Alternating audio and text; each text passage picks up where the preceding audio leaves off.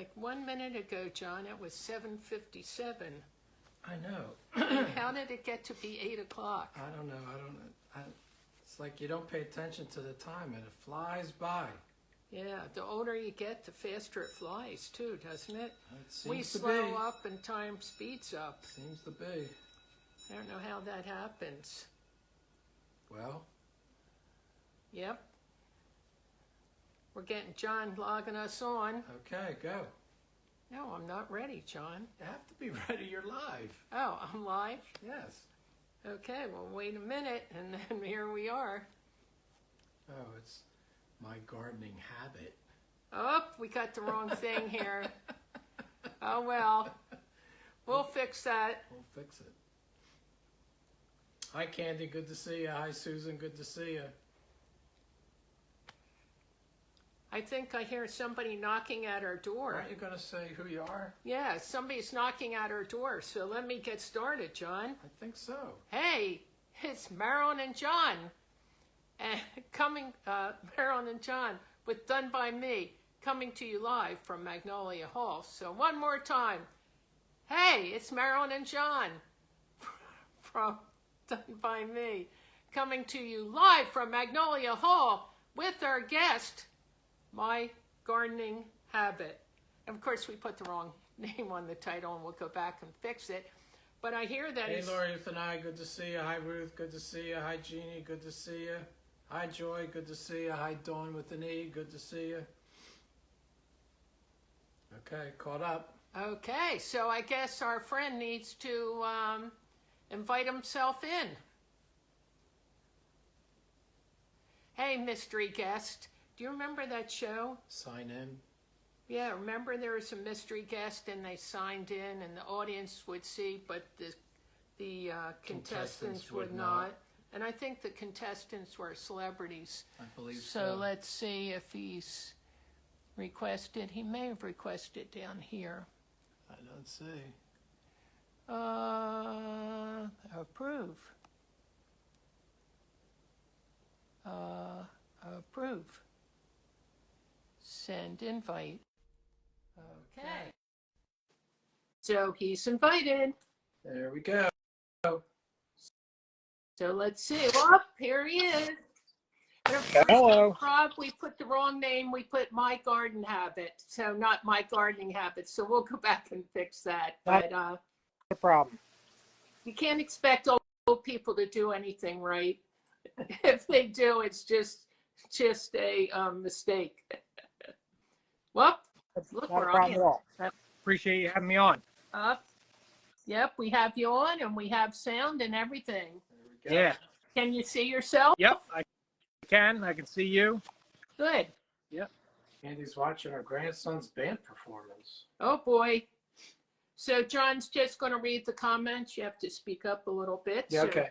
Well, you should introduce Rob. So this is our friend Rob from My Gardening Habit. Is that correct? Yep, Okay. That's right. Should I give him a welcome? Well, here we are, Marilyn and Rob. Yep. Coming to you live from My Gardening Habit and Magnolia Hall on the Delaware. So there you have it, Rob. That's official. Thank you very much. This is My Gardening Habit. It's my greenhouse in the backyard. I'll just give a brief thing. I met Rob through the beauty of Facebook. Our friend Candy is on here. She's one of my best friends, Candy. And Hi, Candy. I met her through Facebook, and she shares stories with her granddaughter about John and myself. And her granddaughter asked where we lived. She thought we lived in their neighborhood.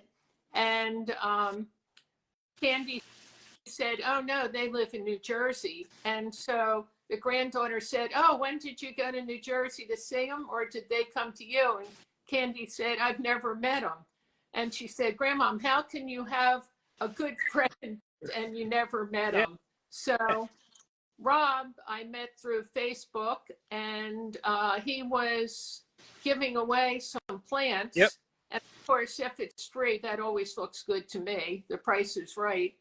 And so I felt a little guilty, and I offered to give back to Rob something I had. So he gave us our address. We went to his house. We did a porch pickup, and I grabbed my plants and I left something for Rob. Well, that continued for a few times, and I don't remember exactly how I ended up meeting you, Rob, the first time. I think I came over to your place, and you gave me a little tour of the garden. Oh, okay. Yeah. So Candy's granddaughter, this is a friend that I have met. I met him through Facebook, and then I met him. So Rob just lives a few towns away from us. He came to our house and gifted me some lovely plants. And John and I spent some time talking with him. And then we continued back and forth with exchanging things and just texting on Facebook, and then on sending messages. And it's just when we went to his house and got a tour, we were absolutely amazed. So Rob lives in a residential community, very middle class, would you say, Rob? Yeah, middle class suburbs. Yeah, middle class suburbs of Philadelphia. Hi, Carol. Good to see you. It's where one yard touches the next. And how big are the properties, Rob, your property? I think I'm on a quarter acre. Quarter of an acre. Yeah. So they have perspective. He lives in what we call in New Jersey a development home. So a builder in in the 70s, Rob? Hi, Linda Farmer. Good to see you. Yeah, I think our place was built in early 50s. Oh, 50s? So Yeah. I didn't realize that. It looks newer. Yeah, it's early 50s, late 50s, somewhere around there. Oh, okay. I was guessing the 60s or 70s. Yeah. So, Rob, the developer built all these homes that look very similar at first, and over a long time now, the homeowners have customized the home. So when you come through, each property looks a little different. But Rob's property out front probably looks more typical, like the rest of the neighborhood. Hi, Pamela. Good to see you. Not that different. But Rob is a hidden jewel, a diamond in a bale of hay. Yeah. Is that how I say it? Yeah, Diamond in that the works. rough. Or a needle in hay, or Needle in the rough. yeah, needle in the rough. Yeah. So I asked Rob, and when I was sick with the all the stuff I had, I really wasn't up. We had planned doing this earlier, but I really felt that I couldn't give it a fair shake. So now that I'm feeling better, and Rob had been sick, now Rob's better, we thought we could do it this way, and you would enjoy seeing his property. So if you have questions for Rob, he'd love to hear them, and he can or cannot answer them. So Yeah, I'll answer whatever you want. yeah. So John will read the questions, and Rob, show us your greenhouse, Rob.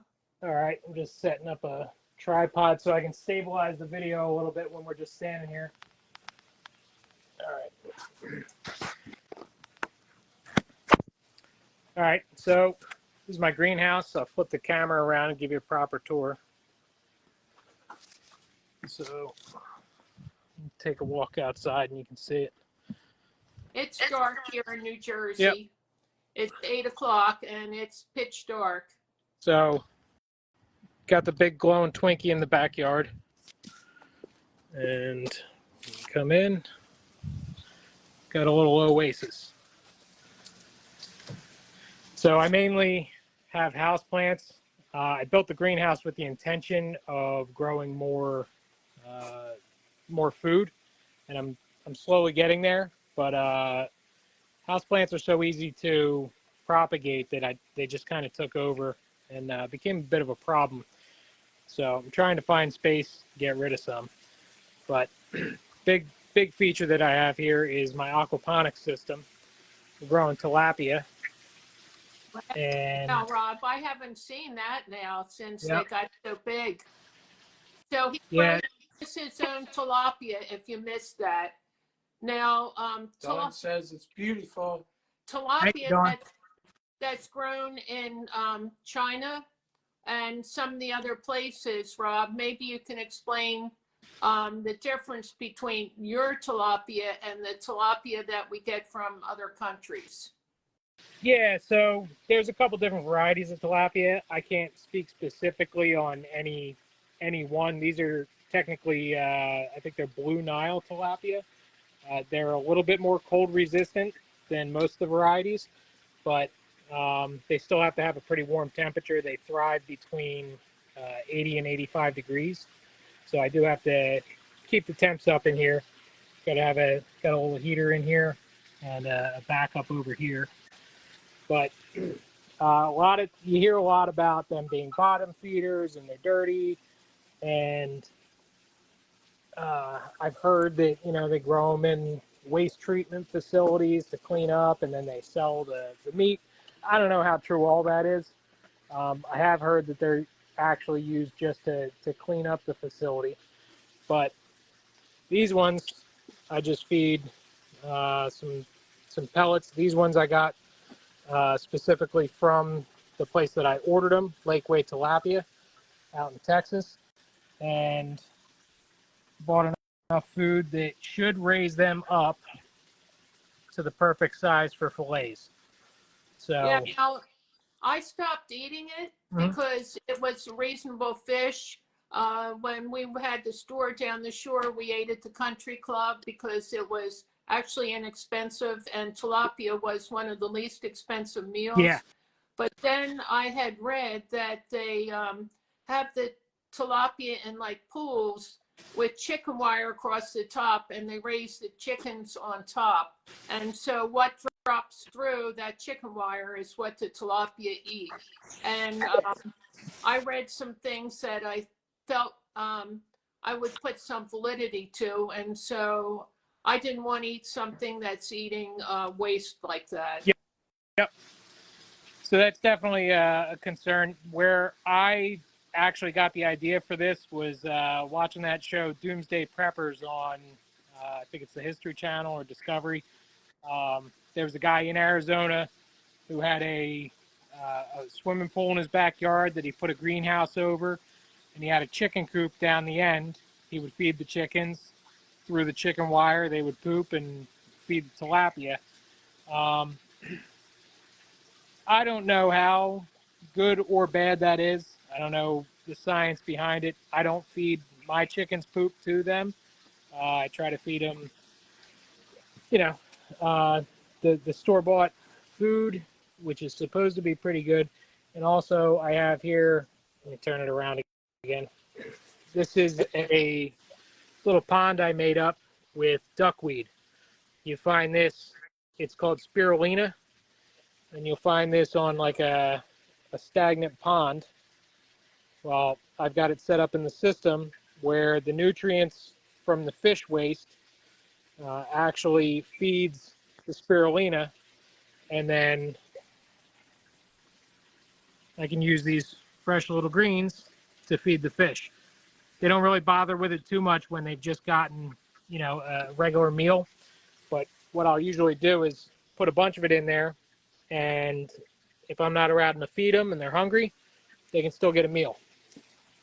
Hey, Arlene, good to see you. Rob, Candy wants to know, how big were the fish when you started with them? So they were probably about that, little teeny tiny guys, maybe half an inch. Wow. And this is going on, I believe, 5 months now. Wow. Since I got them. How old do you anticipate them being when they're ready for fillets? So a lot of the stuff that I've read out there, and this is not the first batch that I've raised. We raised some other ones in our last system. A lot of things that I've seen say that like 7 months is about the size that you can start getting some fillets, but they're really small. I wouldn't even bother eating them at that point. I'll just raise them a little bit larger and then go from there. So I'd say ideal to start taking them around 8 to 10 months. Yeah, so there used to be a fish store in Haddonfield, and I know if you go into Chinatown, you can purchase fish like that. They scoop them right out and you buy the live fish. Yeah. And I was amazed when I saw an elegant lady going in all dressed up and grabbing a net and scooping shrimp out of a pool there. That's cool. And nothing but fresh. So when you, do you take one at a time or you take them out and freeze them? So what my plan is with this system, I've got this main tank set up right now. This is 275 gallons. I've got 40 fish that I got initially. And the plan is as they get a little bit bigger, I'm going to have another tank set up right over here. That's going to be a 300-gallon tank. I'll take pretty much all but about 6 or 7 of these. I'll have 1 male and I'll have like 6 females. That'll be my breeding colony. And I'll transfer anything that's large enough to get into the other tank without getting eaten by them. I'll transfer them all over. I'll raise them up. And as we need to, we'll take them out and eat them. If there's a problem with the system that I need to shut it down or something, I may do a large cull and just keep one of the tanks going. But the idea would be to just keep it steady going and take as we need. So, yeah, you have to be careful. My kids had fish when they were young, and the babies have to find a place to hide, or you have to have like that little incubator thing. Otherwise, they're a feeder for the bigger fish. Yeah. So I'll have to have that all set up. What I believe I can do is have like a smaller tank in there that has holes just big enough for the babies to get in, and then they'll be safe from the mothers. Our last system, I didn't even realize that I had ones that were going to be breeding in there. And I opened up the waste filter one day, and there was just 3 or 4 of them just swimming around in there. I'm like, oh, crap. So, was able to put them off to the side, and we ended up having another tank in the system that I would just put them into and grow them up and cycle them back in. Yeah, it's really amazing. And again, if you didn't hear the beginning, Rob calls himself a suburban homesteader. A wannabe suburban homesteader. A wannabe suburban homesteader. And he has 1/4 of an acre in a regular residential neighborhood. And this is all incorporated in his backyard. And my understanding, Rob, you did all this yourself? Yeah, pretty much. I had a couple friends over to help me build the greenhouse. But other than that, a lot of it's by myself. My wife definitely is a huge help, mainly taking care of a lot of the other things around the house so that I can spend the time out here doing what I do. She also is the chicken lady. She takes care of them. So you work all day in this? No, I have a regular 9-to-5 job. And then it just started out as a hobby. And then, my old boss actually had told me a couple times, you should put those videos on YouTube. Because I was just kind of showing him a couple videos of my old aquaponics system. I'm like, nah, I'm not going to do that. And then, kind of started thinking about it a little bit and decided to go forward with it. And, that just unlocked a whole bunch of other ideas in my head. And, while I've got the greenhouse and everything now, and I'm growing food and growing house plants, I got a million other ideas that I want to work on now too. Yeah. So you're on YouTube. So if they go on YouTube and put in my gardening habit, you want to type that in, or you can on this. Okay. Can I make a comment? Make a comment. John will type that in, my gardening habit. And what videos do you have on YouTube? So I've got a bunch of stuff on there. I haven't been very active in posting longer form videos lately. Been kind of playing around with shorts here and there, just taking little videos and putting some music to it or whatever. But recently I started selling some of the house plants in the local pharmacy here, right over in Riverside, Paramount Drug. So one of the things I want to do with that is um, utilize my channels to start educating people on how I do it, how I make these plants. It's not really me, it's them. I just want to really highlight how easy it is. I get people all the time telling me that they kill every house plant they've ever had. They're not good with them. And I was there before too. And just through trial and error, I've figured out a lot of this stuff, without reading a lot on it or watching a lot on it. So, John has 2 questions for you. sure thing. What's up? Dawn wants to know, well, first she says it's amazing, and then she wants to know, is it time consuming to maintain the system? And Candy wants to know what happens if the power goes out. Do you have a backup generator? So, thank you, Dawn. I appreciate it. It is very time consuming. In the summertime, it's a little bit easier because I can have timers set up for watering and everything. I can set them up now, but I don't have a main feed out here for water. So in the summertime, I have a hose running. Once it gets cold and that starts freezing, I have to actually rely on what I have set up here. It's a top-off tank, I call it. This will feed the aquaponics system if it runs low. It has an automatic valve that'll just go up. It's not even electric.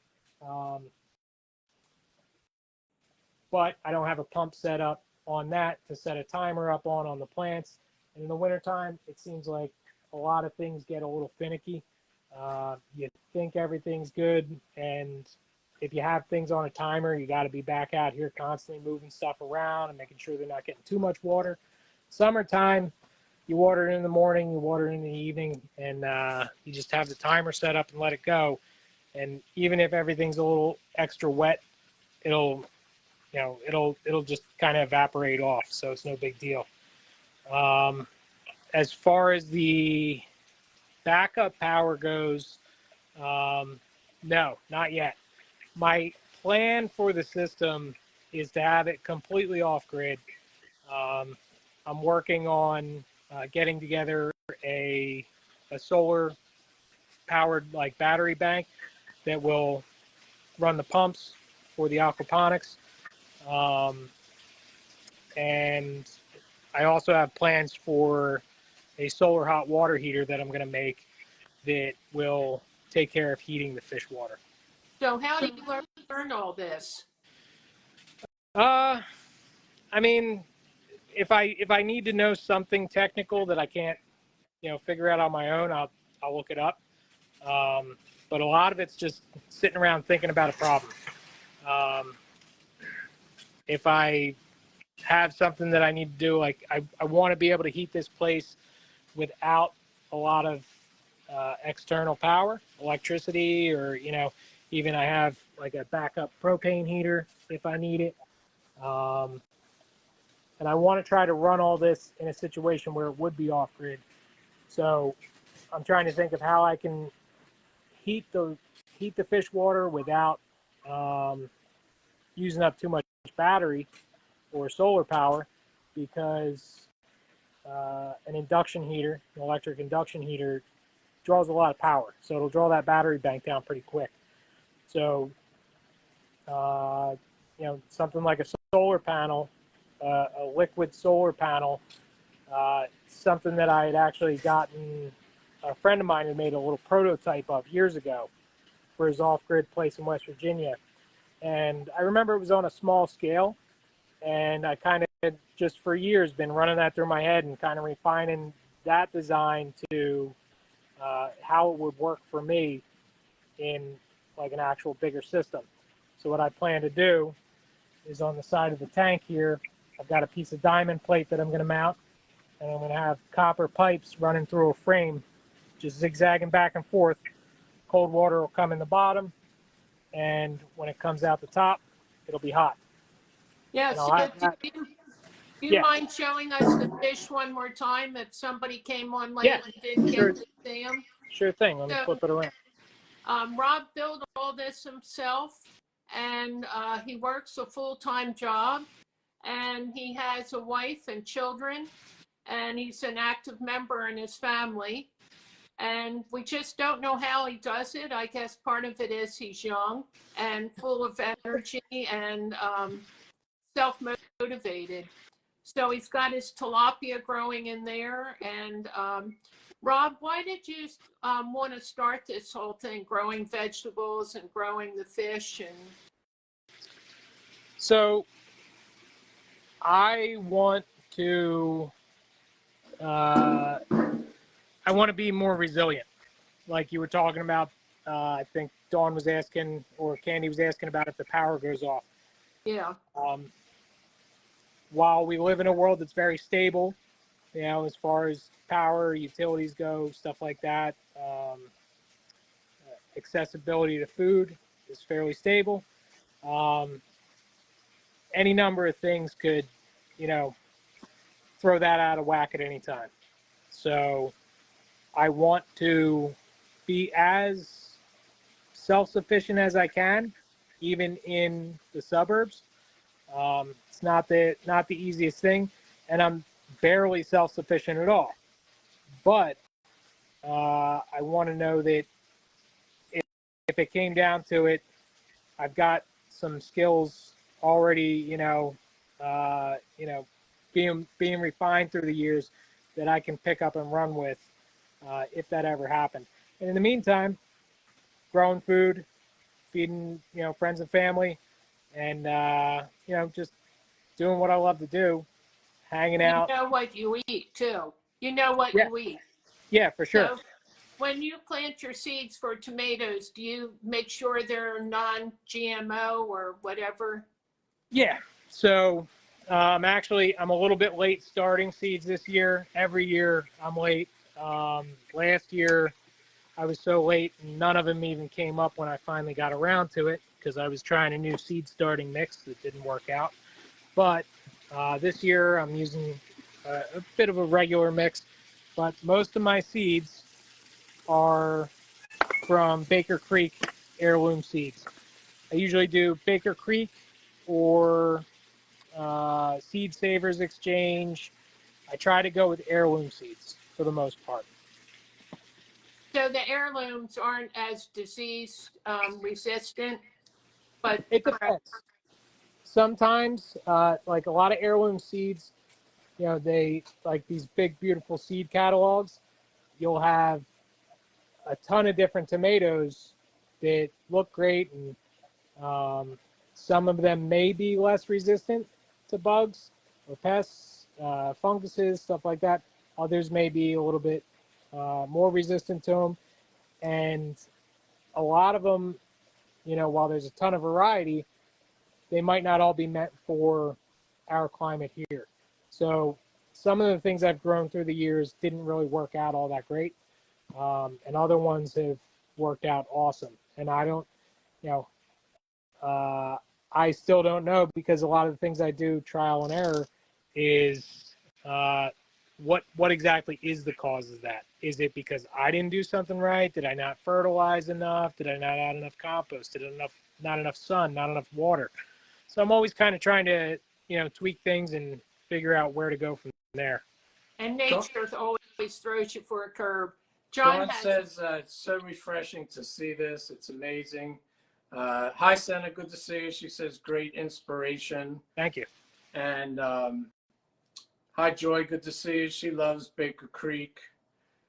And Nancy asked a while ago, but you were talking about fish. You wanted to know, how do I plant offspring from my spider plants? That's an easy one. The offspring from a spider plant, little babies. Uh, if you've got a plant that's prolific, like this one is, you can try a bunch of different things. One of the things that works is throwing them right on the ground. Another thing, you can put them right in water. Here's one. Let me turn this around.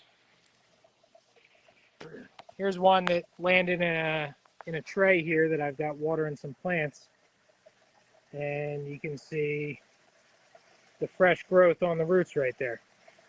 So that thing's ready to drop in soil and it'll just take off. If you have any roots at all, generally you can just pop them right in soil too. That's Spider plants are some of the easiest ones. Candy wants to know, is Seed Savers in Iowa? I believe that's where they're at, but I'm not 100%. that's probably Candy's neighbor. It's like that mother of many that I gave you, Rob. I think I gave it to you, didn't I? I'm It not. has the babies on the leaves and they just drop off and they end up every place. Yeah, I don't know if I had gotten that from you originally. I know I had one years ago. I might have gotten the more recent one from you. But you can see here, this is a baby here. There's just about every one of these plants has one of those mother of millions plants growing in it. That's one thing through this whole trial and error way of doing things that I've learned, that they do not like the temperatures below, I'd say like 55, 60 degrees. Once it gets around that temperature, they start struggling. Here's a bunch of the babies right here. Yeah, if you haven't tried, if you're not good at houseplants, my suggestion would be get that. Yeah. And take a big pot of dirt and then put a smaller pot of dirt with the mother of, I call them mother of many, you call it mother of millions. Yeah. Put that in there, and as it drops off the leaves, it gets babies on the leaves, it drops off and it'll go into the big pot because they're all over. They fall on the floor and you have to scoop them up and put them in something. But I think they're one of the easier things to grow. Yeah, when it's nice and warm and they're thriving, they can get huge too. But I found, especially this year, I tried to keep the temperature in here around 60 degrees through last winter, and this year trying to save a couple bucks on the heating bill. I tried to keep it around like 52, and they didn't really appreciate that. John's ready. Candy says she has to share how proud she is of you. She and her husband live off their garden fruit trees, and her husband is a hunter, so she certainly respects all the efforts you're doing. And Candy says they used to call them a pregnant plant.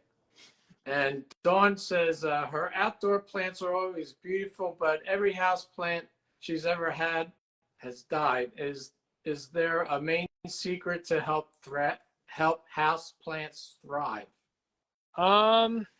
Neglect.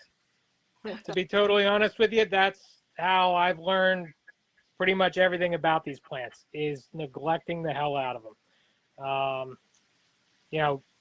Once you start neglecting them a little bit, you'll start to see the changes in it. It'll tell you when it needs water. A lot of people worry about the watering schedule of a plant, and the watering schedule of a plant, it can be all over the place depending on your soil and the actual drainage of it. If you water too much, which is the biggest problem, the biggest mistake that people make, you water too much and the roots can't get oxygen. And once they can't get oxygen, they start to rot.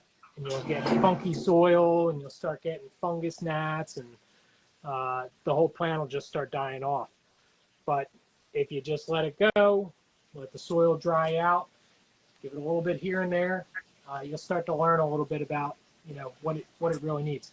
Another thing about neglecting them too is that's some of the time when they'll show how they need to be propagated.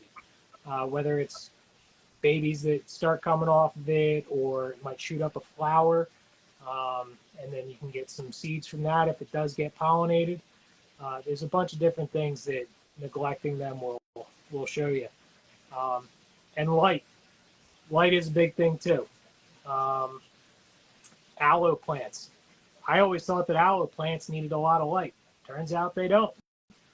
Aloe plants, you put them in the sun, and they start to get this brownish red, like, burn to them. And it affects pretty much the whole plant pretty quick. They like a fairly, not completely dark, but they like something that's kind of tucked away, and they will thrive. Here, down here, tucked under this bench, here's some aloe. Boy, they look healthy. Yeah, I mean, there's definitely some, like I said, I neglect a lot of this stuff, so there's definitely some signs that it needs to be watered more. You can see that the leaves are kind of shrinking up. They're sucking in. Probably needs to be watered a little bit more, but having that tucked under there where it barely gets any light, it just gets like a little bit of residual light that kind of bounces off the grass outside, they thrive. And this started out maybe 2 or 3, I think it was 3 small plants, not that big in there, and they just make more. They just keep on growing and keep on putting out little pups, and then you can take that, dump it out, and break them all apart, and now there's probably 20 aloe plants in that pot that I can just break up, give them a little bit more room, and they'll just continue to grow. Yeah, we talked about drainage Yep. too. Yeah, you and I. That you have to have holes in the pot so that allows the water to drain out. Yeah, it's nice to have a nice, like, decorative pot, something to, set your plant in, even like a bowl or something to make sure that water doesn't, run out and go all over your table or something. But if you leave too much water sitting in there, the soil gets too wet. If you continue to water it, it just keeps on soaking up that water and holding on to it because it doesn't have proper drainage, and then those roots will start to rot. Yeah. Hi, Joy. Good to see you. Joy wants to know, do you grow any herbs for medicinal purposes?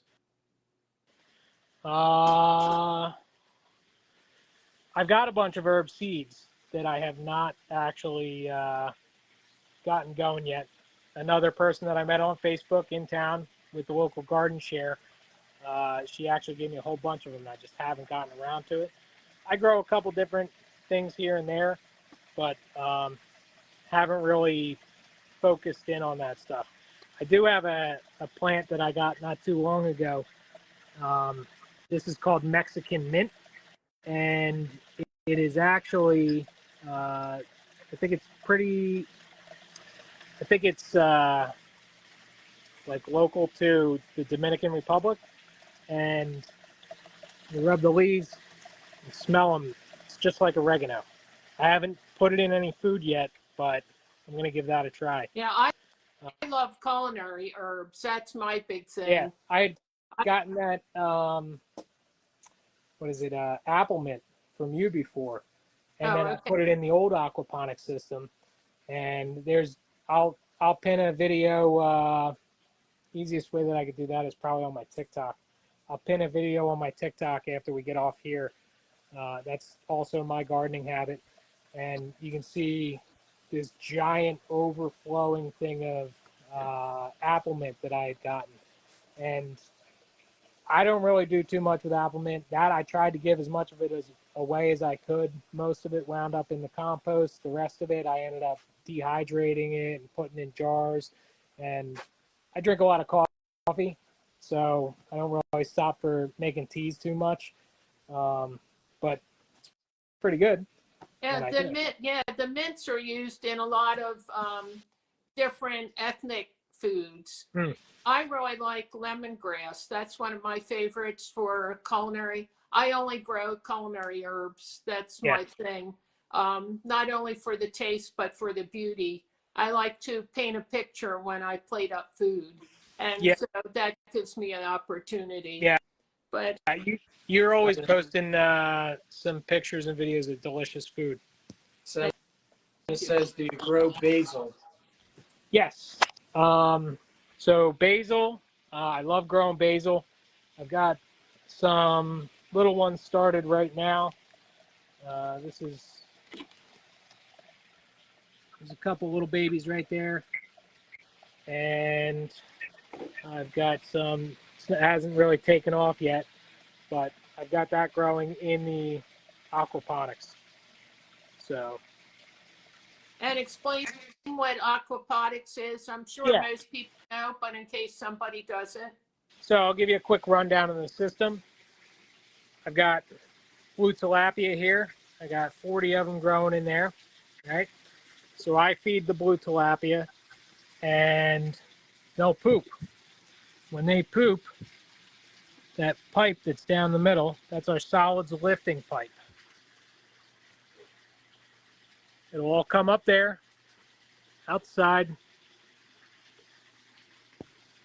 down through here, and around into my solid waste settlement tank, solid waste filter, and then it'll flow up here, settle on the bottom, and then through these pipes, you go into our biomedia reactor where the magic happens.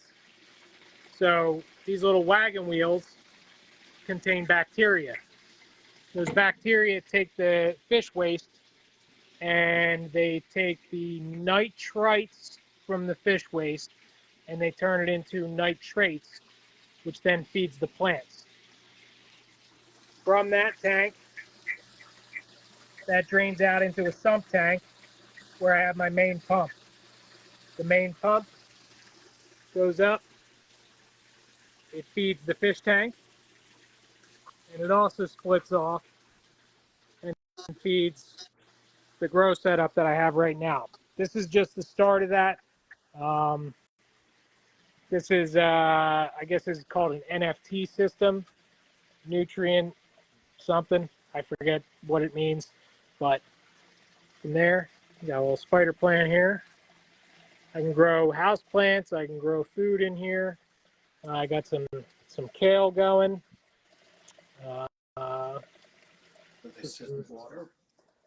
Some other plants here. Got some spinach back there. This whole thing is going to be full of actual food You're soon. going back to the Native American ideas where they put the fish in the hole before they plant the things. Yeah, I mean, it's basically, it's similar. When you plant a fish, you know, in the ground and then grow corn over it, the fish is decomposing and adding a lot of nitrogen into the soil, and also allowing a lot of other bugs and microbes to eat away at that and then feed the plant.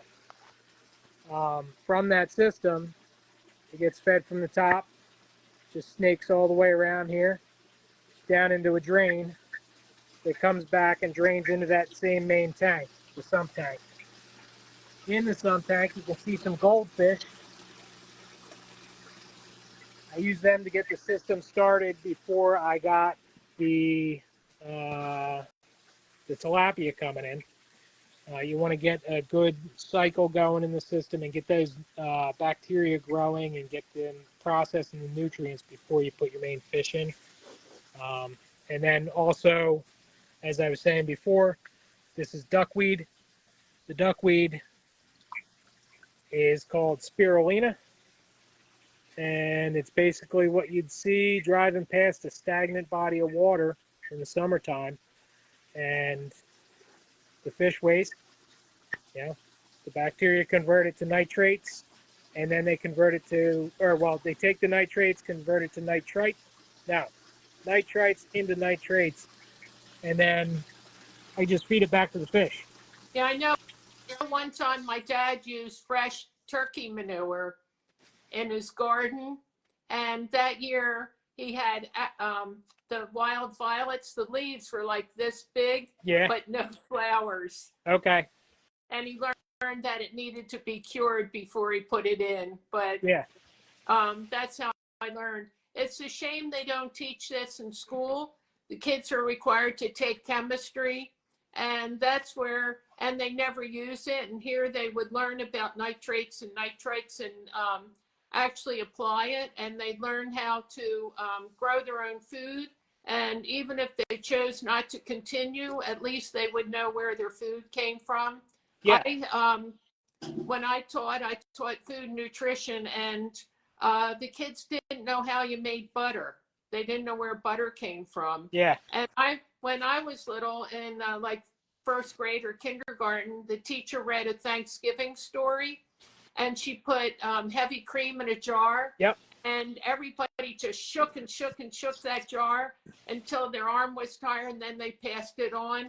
And Yep. by the end of the story, we had butter in that jar, and she put it on crackers for the kids. So Yeah. I had kids make butter, and they couldn't believe how delicious it tasted. Yeah, we did that too. In Mrs. Pavalis's T1 class. So locally here in Delran, we've got in the high school, they've got a really cool greenhouse and botany setup going on. Oh, wow. And the teacher over there, I forget his last name, but he's also a micro farmer. He has his own little micro farm down in South Jersey. He makes, grows all sorts of greens and everything. And he's very passionate about what he does. So it's really cool to see that somebody like that is in the school teaching John the kids. has a question. Sure thing. So Joyce says, nice system. And hi, Cheryl. Good to see you. She says, can I take water straight from my fish tanks and water my house plants, or would I need some kind of filtration? Nope. You take it right from it. So here I've got a tap set up. Hi, Sandy. Good to see you. Dawn wants to know, did you learn all this on your own, Rob?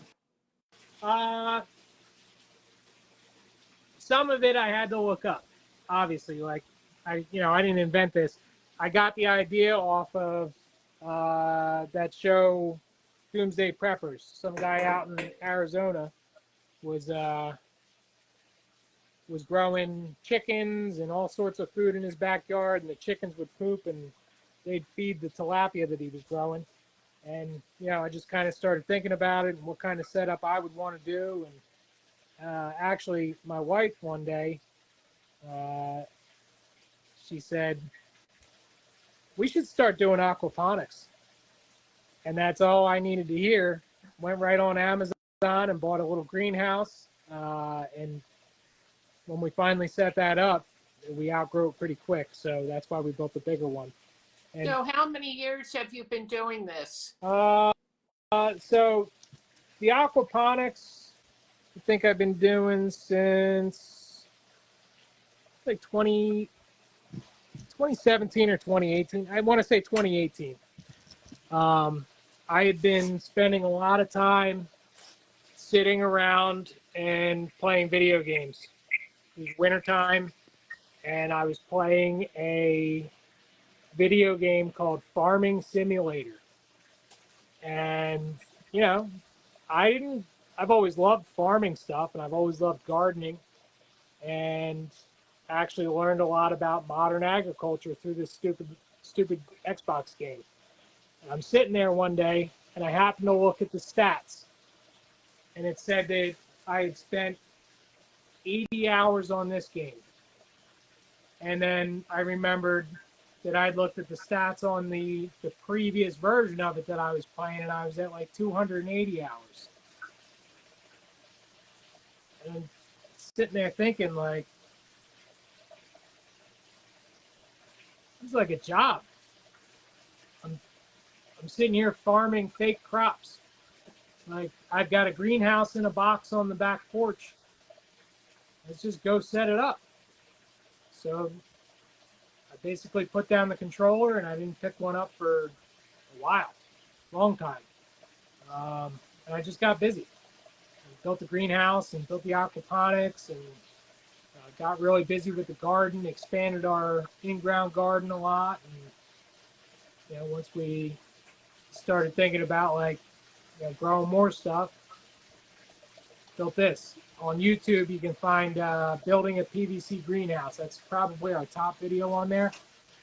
It's just a time lapse of, from start to finish. And the way that I did that is I was looking for a greenhouse kit, and I had a certain footprint in mind, and I couldn't find anything that was really near that footprint. So I just started thinking about what I would do to build one out of PVC, and just kind of design it up, mostly in my head, and then just kind of put a little bit down on paper. And I just started ordering the material and got moving on it and just did it. And I've learned a lot since. I've made countless mistakes, but I just keep on plugging along and learning from the mistakes that I've made. So I have two questions Sure. for you. Hi, Sandy. Good to see you. My first question is, when you were growing up, was your father, thanks for the hearts, guys. When you were growing up, did your father do this sort of thing? My father was very very much capable of making things and figuring things out. My mom, she was the gardener. She had the green thumb. And I remember her having a beautiful little garden as a kid. And I remember we had a compost pile where we always threw our old scraps. And one year, me and my dad, we had gone fishing and we got way too many. And eventually, the next year, they were freeze dried, and they weren't going to be good for pretty much anything. So we buried them in the compost. And the next summer, we had zucchinis that they're probably this big around. And I just remember just connecting things and understanding that you put this stuff back in the ground, and the nutrients kind of just keep on going together to make better food. And I think that's where I really had the idea in my head to get gardening. And for my youth, I didn't do too much of it, but as soon as I had my own place, I was out ripping up the ground and making a little garden. So are you passing this on to your kids? Are they interested in it, and do they participate? My little guy wants to be a farmer, and a teacher, and probably a bazillion other things like me. And they get out here a little bit. He definitely wants to help water, but don't always need watering. So they help out a little bit here and there. They don't have the fire necessarily, but hopefully one day sun rubs off on them. Yeah, and sometimes it doesn't show when they're young, but as soon as they get a little older, they're interested. Yeah. I always liked gardening. Unfortunately, as a child, my dad was a big-time landscaper on our yard, and also he laid brick. He did everything in his spare time. Yeah.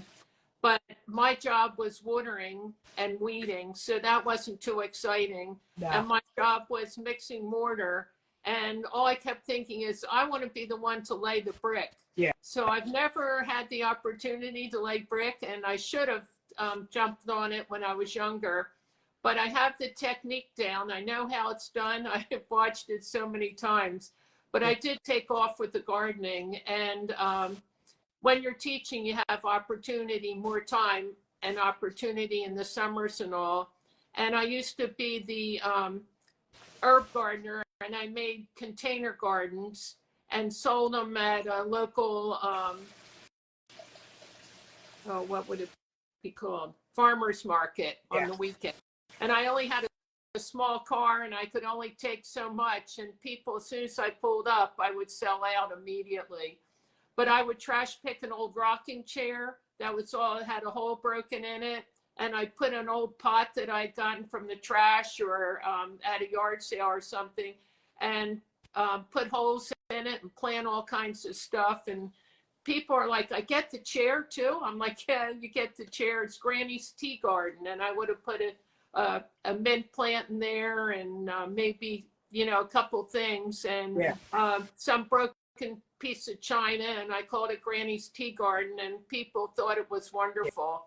Yeah. But it was the thrill of the game of making it and providing it for people. Yeah, I've trash picked a few things that I turned into planters. Yeah, it's really fun. Yeah.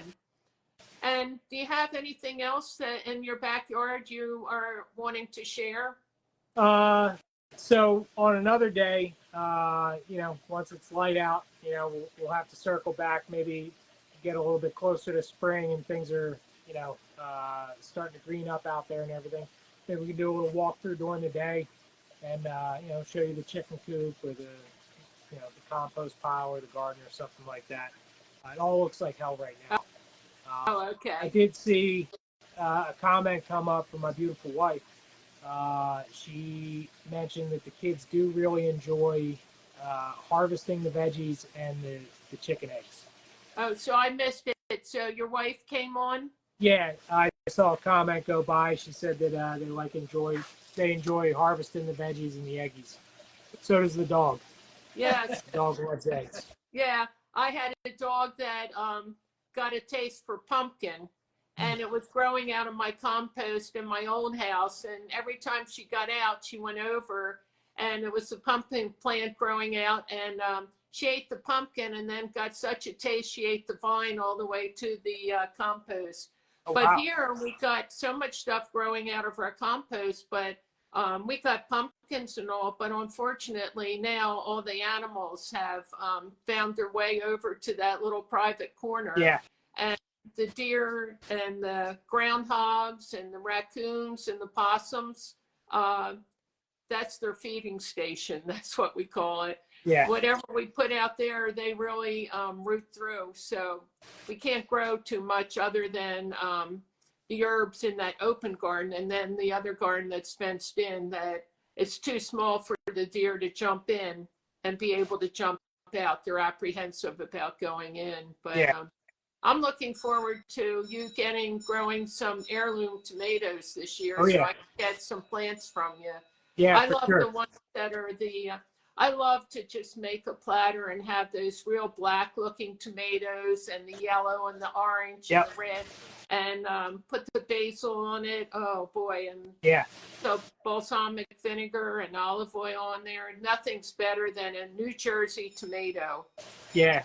Hopefully I'll have a couple plants for you. I've got, like I said, it was a little bit of a late start, but I got some seeds going the other day. I've got some black crim and some black beauty, and then some pineapple, which is a beautiful orange and yellow tomato. Yeah.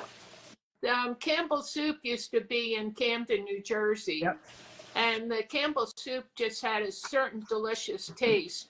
And they had their own hybrid. I'm sure you know this, but for people that don't, they would give the seeds to the farmers, and the farmers were required to grow the tomatoes only for Campbell's Soup. And when I was really young, and my mother tells me the story, they would drive up Haddon Avenue coming from the farms up through Haddonfield and Collingswood and go to Camden, and they'd be heaped with tomatoes, and tomatoes would be falling off the truck, and people would run out and grab the ground tomatoes. Yeah.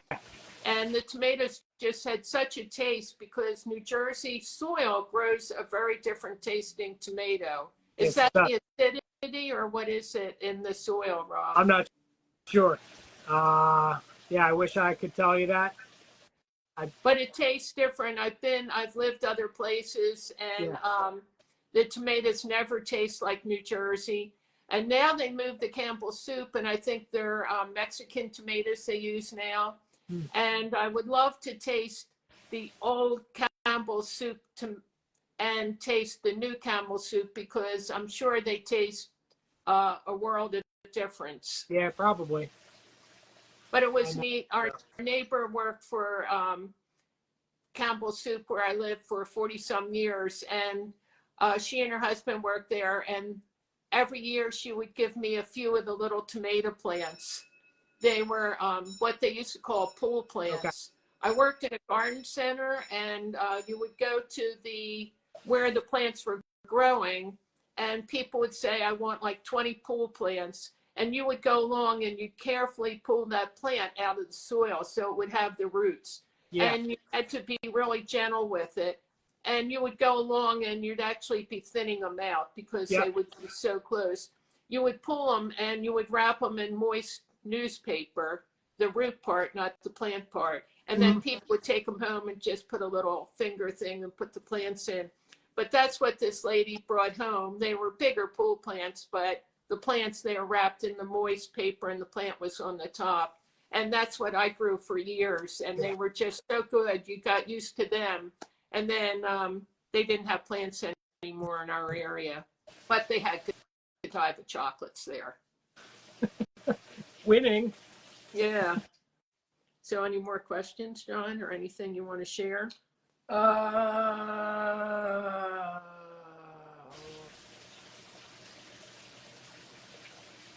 Dawn says, you're an exceptional young man. You made your vision come true.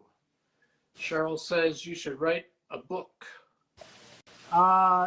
So thank you, both of you. I don't really think I'm that exceptional. I'm just trying to do what I want to do and share it. Candy says she's looking forward to part 2. Cheryl says fresh eggs are the best. They used to have chicken, rabbits, and Barbados sheep for their meat. Candy says it's great to have your kids and wife involved in supporting your dreams.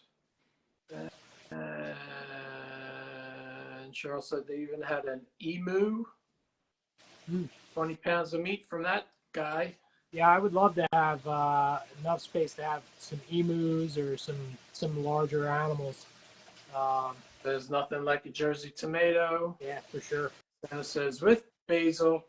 Hey, Mom. My mom's on. Oh, Hey. okay. How about that? Hi, Rob's mom. You'll have to bring your mom out someday. Yeah. I'd probably really enjoy her Yeah, company. she probably really likes seeing your gardens, too. Yeah, that would be neat. Dawn says, can I use the fish tank water every time I water or just occasionally? Yeah, I mean, I'd say you can use it every time. It's just extra nutrients. If you start to see something happening with the plants, it's possible that you've got too much nitrogen in the soil. Usually the nitrogen is really going to help the plant green up, but it may hurt flowering, stuff like that. So if you're trying to get something to flower, I'd probably lay off of it. But yeah, I use it as much as I can, especially on garden veggies. One of the things that I'm going to be doing with this whole thing is the waste tank that I was showing you before. I've got a tap off of that will siphon the waste directly off the bottom of the tank. And I can load that into a tank on a wagon and then take that around to the garden plants and my fruit trees and the zinnia garden out front. And I can just water all that with the good nutrient-rich fish water. So if you use fish water, does that attract cats? Not that I've noticed. We don't have a lot of stray cats around here. There is a house a couple doors down that had a bunch. They don't really come over here much. I know I use banana water on some of my plants. Yeah. And we have 2 dogs that absolutely love bananas, and we couldn't keep them out of the soil. Really? Yeah. Okay. Was a bit crazy, but if you just say banana, they go nuts. So when they smelled that banana water on the plants, they loved that. Yeah, that gets you leave them in there too long, that gets pretty stinky. Yeah, there's bananas. So Rob, we had some people come on later, and you want to do just a quick show through of what you have in there for somebody that missed it? Sure thing. So can you put your mom to work, or she's not into your gardens? been over a couple times to see it, but she's not. I don't think she's doing too much gardening herself right now. Oh, Um, okay. But but I was she's going very, to entice her to come garden with me. Come help me with weeding. yeah. Nah, I don't think anybody really likes weeding. No. But I was very fortunate. I was able to hire a young woman when we first moved here that really helped me a lot with the gardens. And yeah, when, like your wife said about harvesting, she had never grown anything, and the thrill of harvesting what we had done was unbelievable. So, does your wife, is she the one that prepares the meals? yeah, she does all the cooking, and she's very good at it. She's especially good with throwing something together last minute. So, to give you a quick rundown, real quick, for those that came in late, I've got an aquaponics system here in the greenhouse, and we're growing tilapia fish. I feed the tilapia.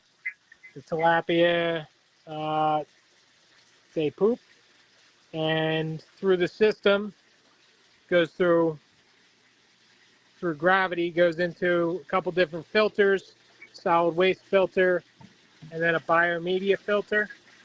And on these little wagon wheels, you've got bacteria growing that will turn the Where does she live? nitrites. Oh, I always get them mixed up, but it's they'll turn the nitrites from the fish waste into nitrates, which is good plant food. And from there, the system, we pump fish water in, and it'll run through the system and then drain back into it. And through it, we've got all sorts of plants that we can grow.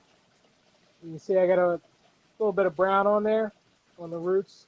They should be looking a lot cleaner than that. I've got to modify the solid waste filter so that it actually catches a little bit more. But yeah, trying to grow a bunch of food. Got a bit of a houseplant problem. Succulents and all sorts of other plants. These things just grow so easily by themselves. I barely got to do anything. And yeah. I had a grandfather that lived in a row house in Philadelphia, Mm-hmm. and he had in his basement of a really small row house in the city, he had the utility sink, and he kept eel in there. Okay. I don't think I've ever actually eaten eel, but I've always heard that it tastes a bit like chicken. Very oily fish. Yeah. Very oily fish. I grew up eating it, and I haven't eaten it since I was a child, and I wasn't really fond of it as a child. I like blowfish and flounder and shrimp and crab and all that. Yeah. And I'll eat weak fish. I eat most fish, but I don't know. I guess maybe seeing those snakes swimming around in my mind. Yeah. They just always seemed very scary, and then eating them, they just weren't appealing. But it's amazing how people can keep crazy things like that. Yeah. For sure. So. Well, we really appreciate the tour. Were there any more questions that people wanted to answer? Hey, Stephanie, good to see you. She says smoked eel is amazing, and she loves weeding. Oh, where does she yeah. live? I don't know. We got a weeder, so we have to ask where they live. She's a little bit far. She's about 7.5 hours drive from here. Oh, that's somebody you know, Stephanie? Yeah, to tell you the truth, Steph is one of the people that actually got me into this whole thing. All these freaking plants I got here now. So would she like to come visit me for the summer? She could stay in a 1789 farmhouse. If they come up here to visit, I'm sure she'd love to see your place. Yeah, we'd love to have them. This plant right here, this is the same plant that she gave us. What year was that? Probably 20. Yeah, it was like 2016 probably. She gave us this plant, and it's a Purple Heart Wandering Jew, or Tradescantia pallida. And it had grown out of control. It was hanging over. And I just started thinking, like, you know what? I'm going to cut this thing up. I'm just going to trim it up. I think it needs like a little cut. And took a cut off of it. And I just started looking at it and thought, see what happens if I stick it in soil or stick it in water. And then it started creating a new plant, another branch. And then I started looking at everything and started realizing that the new plant came off of this little node here. And Steph says hi. Hi. New plant came off this little node. And then I started looking, and you peel back some of this, and you can see that the new shoots coming off and the new roots coming out. And from there, I just started doing that with everything. Any house plant that we had, I just started, taking little bits here and breaking them off and putting them in soil. And now I just toss them wherever, and they just grow. How far is Stephanie from my friends that live outside of Lewisburg and Union, West Virginia? I think I had looked at it before. They're like 3 or 4 hours away. Oh, like far away. Kinda, yeah. I mean, she'd probably know a little bit better, but I want to say it was a good ride for sure. Yeah, because I have friends outside of Lewisburg and Union, West Virginia. So Dawn says, can you use any kind of fish or just the tilapia? Yeah, you should be able to use any kind of fish. They basically all do the same thing. I wouldn't use something that's going to be a saltwater fish, because salt isn't going to be good for the soil, for the plants. But yeah, just about any freshwater fish should be fine. Yeah, we got this system started with goldfish. So you know what we do, Rob, in case any West Virginia people that like to weed want to come visit, there's supposed to be amazing fish right here off my property. Yeah. Amazing enough to attract bald eagles. Stephanie says it's 2 hours. 2 hours. 2 hours. But they could do all the fishing they want right here in between weeding. Hey, throw a pole out there with a little bell on it while you're weeding. Yeah. Striper. Yeah, any more questions? We're caught up. Yeah, so it was really fun, Rob. Heck yeah. Does your wife want to say hey? Or You'll is she say hi? hiding? Hi. Hi. I got to meet you the one time when I was there. Yeah. You're the woman behind the scenes. Yeah, he's more of a camera person. That's Me, my, not so much. that's my Jenna. I'm usually in the kitchen where I belong. Oh, okay. Okay.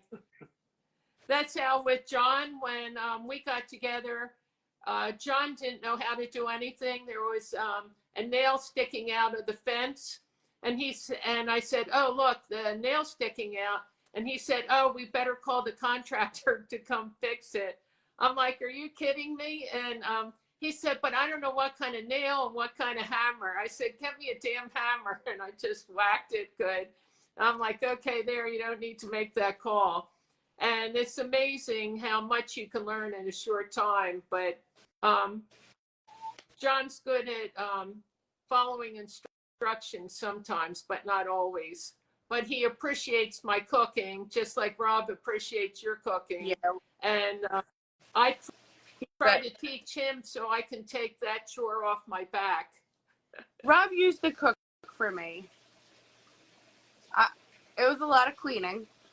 Yeah, it was delicious. It was a bait and switch. Yeah.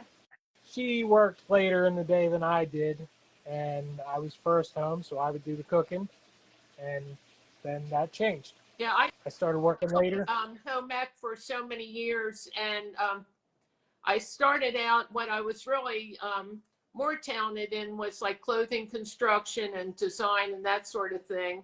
But I always liked to cook, and then I ended up teaching food nutrition.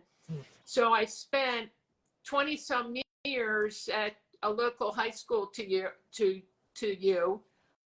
teaching food and nutrition. So I was in the kitchen all day on my feet, washing pans and cleaning up and supervising kids. And it was great. But when I came home, like on the weekend, I did not feel like cooking a big breakfast. I could not start my day with that mess.